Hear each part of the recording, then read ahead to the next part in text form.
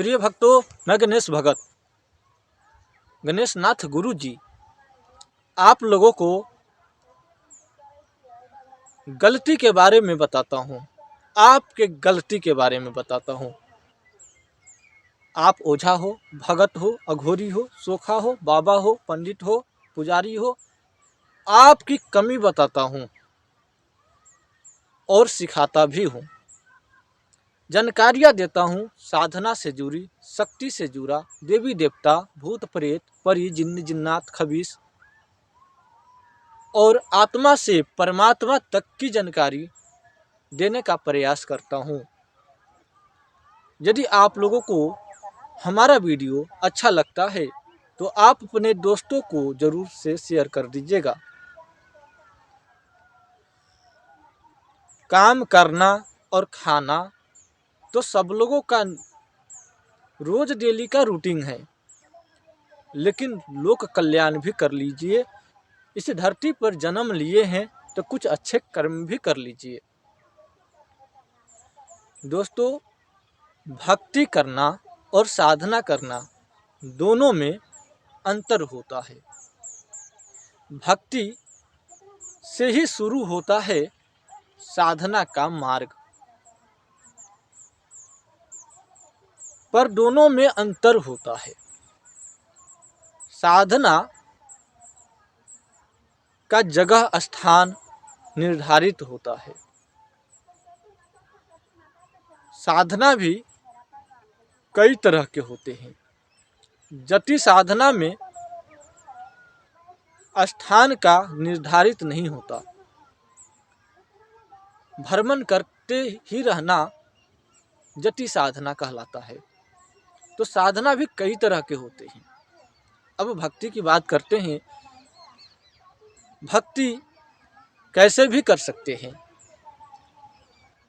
खाते पीते, सोते जागते और आप अपना काम करते वक्त भी भक्ति कर सकते हैं।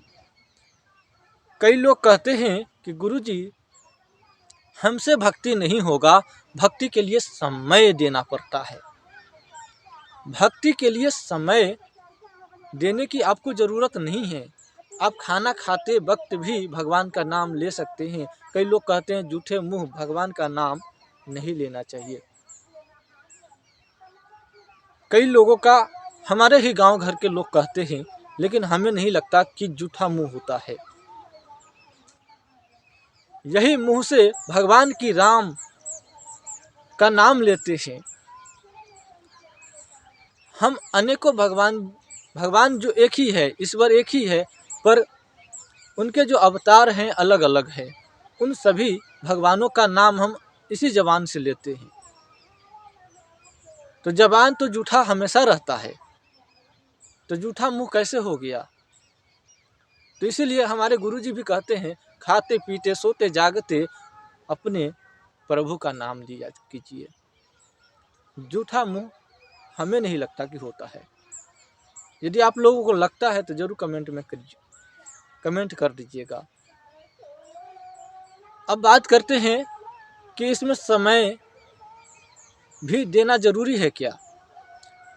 तो इसमें समय देने का कोई विशेष जरूरी नहीं है। कई लोग मन भक्ति करते हैं, कई लोग दिखावा की भक्ति करते हैं, कई लोग मंदिर में रह करके पूजा करके पुजारी बन करके भक्ति करते हैं।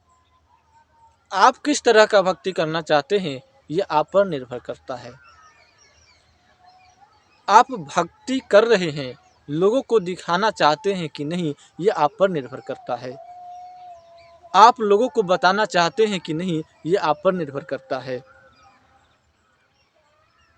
भक्ति ऐसा भी होता है कि सिर्फ आप जानो और आप जिन भगवान की भक्ति करते हैं वो जाने, ऐसा भी भक्ति होता है।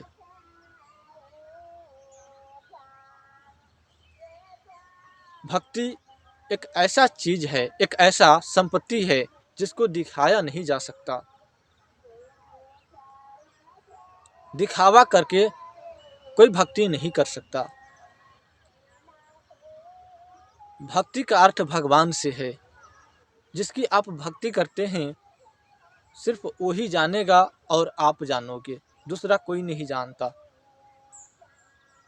हाँ, ये बात अलग है कि आप लोगों का दिखाना चाहते हैं कि आप भगत हैं, आप लोगों को जानकारी देना चाहते हैं कि आप भी भगत हैं। जैसे मंदिर का पुजारी मंदिर में पूजा पाठ करते हैं, लोग देखते हैं, उनको जानते हैं कि ये पुजारी है। और कई लोग जो अपने अंतरात्मा से भक्ति करता है, मन से भक्ति करता है, काम करते वक्त नाम लेते रहते हैं, क्या वो भक्ति में गिनती नहीं है? सबसे बड़ा महान भक्त होता है वो जो अपना काम करते समय भगवान का नाम लेता रहता है। उनका काम भी हो जाता है और भगवान का भक्ति भी हो जाता है, दोनों हो जाते हैं। न काम में दुविधा और न भगवान की नाम लेने में दुविधा। आप लोगों को कोई भी शक्ति प्राप्त करना होता है, कोई भी शक्ति प्राप्त करना होता है, उसमें थोड़ा समय के लिए साधना का जो विधान है वो करना होता है। साधना कई तरह के होते हैं। साधना में एक ये भी है कि सवारी बुलाना, ये भक्ति में भी आता है। भक्ति से शुरू होती है साधना, भक्ति पहले और साधना बाद में, लेकिन साधना एक अलग विषय है, भक्ति एक अलग विषय है। सवारी आना एक अलग विषय है। सवारी आप बुलाते हो, ये साधना में गिनती नहीं है, पर शक्ति तो शरीर पर साधना में भी रहता है और शक्ति सवारी आता है उस समय भी शरीर पर रहता है। जो भी शक्ति आपके देह पर रहता है वो आपके देह पर नहीं रहता, उसकी कुछ अंश आपके शरीर पर रहता है। और शक्ति को हासिल करने के लिए यदि आप किसी शक्ति का, विशेष शक्ति का हासिल करना चाहते हैं तो उसमें आपको समय देना होता है। प्रिय भक्तों, यदि आप लोगों को शक्ति प्राप्त करना है तो आप अवश्य गुरु बनाएं। आप गुरु बना करके ही आगे बढ़ें। यदि आप गुरु नहीं बनाते हैं और आप सोचते हैं कि अपने आप ही हो जाएगा, जैसे कि हमारे इधर के लोग कहते हैं कि सपनौती भगत है, यानी कि अपने आप ही भगत है, तो अपने आप भगत कब तक बनते फिरोगे? शक्ति कभी न कभी तो अनकंट्रोल होगा, आपसे दूर जाएगा। जब आप उस शक्ति को नहीं पहचानोगे, उस शक्ति के बारे में नहीं जान पाओगे, उनके बारे में आपको ज्ञान नहीं हो पाएगा, तो उन शक्ति को आप चला नहीं पाओगे, तो वो शक्ति हो सकता है आपसे दूर चला जाए। इसलिए गुरु बनाना भी जरूरी है। आपके पास गुरु होंगे तो ज्ञान भी होगा, और ज्ञान होगा शक्ति को आप चला सकते हो, दूसरों के काम को बना सकते हो, आप अपना काम भी बना सकते हो। ज्ञान होगा तो शक्ति भी चलेगी।